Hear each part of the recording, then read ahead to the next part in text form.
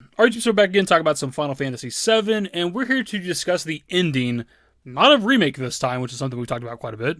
We're talking about the ending of the original Final Fantasy VII, but we're more specifically talking about the post-credits scene. This scene might have been the very first post-credits thing I'd ever seen. Video games, movies, whatever. I'm not 100% on that. But I remember when I finished Final Fantasy VII for the first time, I just sat there, I just listened to music, just in awe of the game and the ending and things like that. And it just happened to have an extra scene at the end. But of course, this iconic scene we get at the end of FF7 Original, where you see Red 13 and I guess his children, his cubs, whatever, running towards a cliff edge, and they're overlooking an overgrown Midgar 500 years in the future. Now, that scene has been a point of contention, so to speak, in the community for quite a long time, because obviously the ending of FF7 Original is pretty damn ambiguous, right? Because we see, the meteor striking the planet, we see, Holy in the live stream coming out and all that stuff. We then get a quick look at our party members and Marlene, another look at Meteor, then Aerith, and then the game just ends. And I don't know if this is the only Final Fantasy that's ever done that. At least from everyone that I've ever played, after you beat the final boss and the story kind of wraps up, you get to see what the rest of the team's doing, right? And this game doesn't give you that. Outside of the Red 13 thing at the end, the game just fucking ends, man. And I don't know if the community's actually split on this, but the way that the community has interpreted the ending is that some people believe that all of humanity was wiped out at the end of FF7, and some people believe that humanity survived, right? And some people write off the idea of everybody dying, right? But there's a basis for this in the original FF7. We're literally told this by Bugenhagen, however you say his goddamn name. But when he goes with our team to the City of the Ancients and explains to us what Holy is, he talks about how it's going to wipe out everything. Weapon, meteor, and maybe even the people. Whatever the planet deems a threat. So again, with the ending of Final Fantasy VII, not the post-credit scene, the ending of the game, it's meant to be open to interpretation. You're meant to wonder if Holy did also wipe out all of the people. Now, on the other side of the conversation, people do believe that the post-credit scene, in fact, reveals that humanity survived, because at the end of it, it pulls up the Final Fantasy VII logo, and then it fades to black. But when it fades to black, you hear children laughing for an uncomfortable amount of time, actually.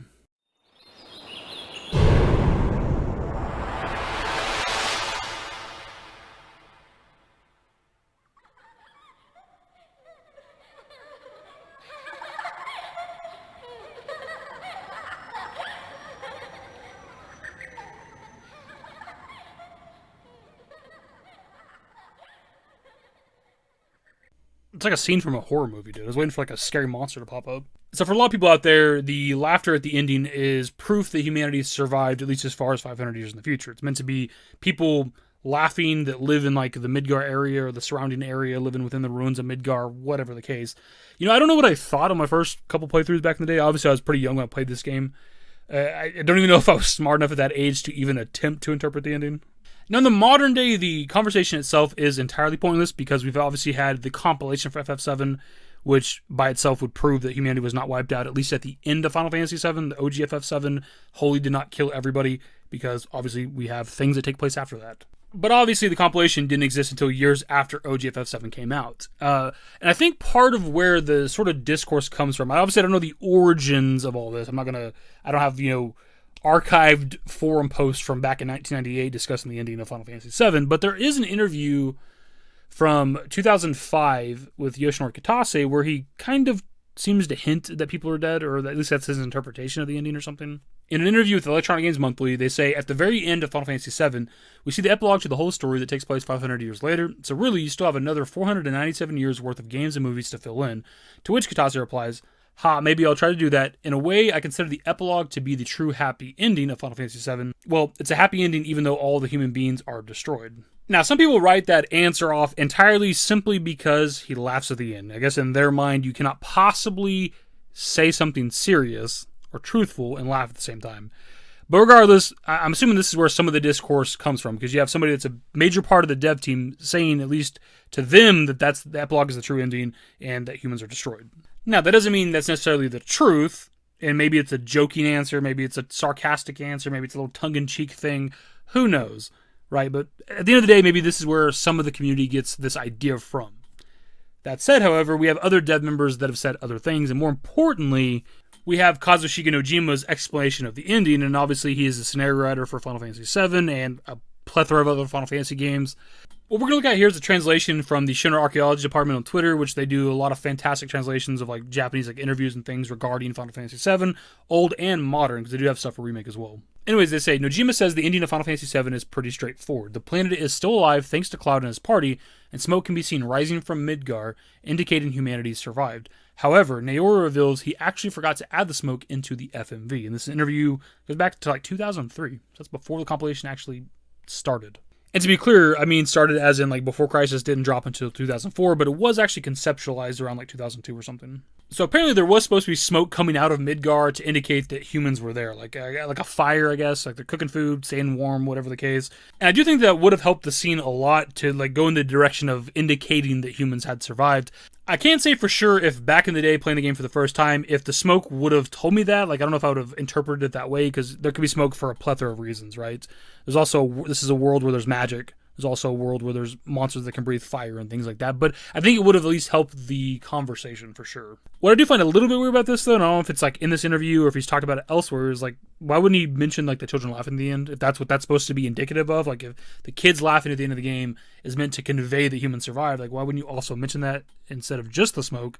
But what else I think is a little bit weird is that we get a recreation of this scene with Advent Children. Unless I'm just absolutely fucking blind, I've watched it like 10 times in a row for this video. I don't see smoke anywhere. And if smoke's supposed to be there, why wouldn't you add it? Especially if you made the mistake of not having it in FF7. And look, if it's there in that version of the scene, you guys can definitely let me know. I just personally do not see it after watching it a bunch of times. So I find it weird that if you made the mistake with FF7, why would you not correct it with the remake of that with Advent Children? Anyways, the point of bringing up these two different answers is this is kind of a common issue when it comes to Square Enix and dev teams and interviews, is they will contradict themselves or each other, something we've seen with Remake a few times as well. And if we're looking at these answers just for what they are, right? Looking at like Kitase's answer at face value, he's saying humanity is destroyed 500 years in the future, and we're looking at Nojima's answer, he's saying that people are alive. So you can kind of understand where the confusion would come from, because I don't know if these guys have given similar answers anytime after these interviews, because these are obscure fucking interviews from a long time ago, dude. The Kitase interviews from like 2005 with EGM, and the Nojima answers is with Dream Maga, which is like a gaming magazine or some shit back in like 2003. So of course people are gonna like, maybe they've only seen one of those answers and not the other. Like it's fair for people to be confused. What I'll say though is when it comes to the two different answers here, like obviously 100% of the time I'm siding with Nojima on anything, because he's the fucking scenario writer, right? He writes the stories for these games. He knows what he wants the story to be, what he has planned out for the future, if there's going to be sequels or prequels and things like that, right? He's the guy that's planning out the story for FF7. So if in his mind humanity survived at the end, because they obviously did, we have Dirge Cerberus and Advent Children, then yeah, like that's what happened. What I'll say though here towards the end of the video, on the idea of like humanity being dead, I don't know where that necessarily comes from, just because we're only seeing Midgar, right? Like, there's really no reason why people would necessarily be living in Midgar. They could definitely live in the ruins, but Midgar itself was decimated by Meteor. And you're obviously not going to have people using Mako, and the Shinra company is not there anymore and stuff like that. So just because we're not seeing a bustling city doesn't mean humanity itself is wiped out. There's an entire rest of the planet. Midgar is not the only place.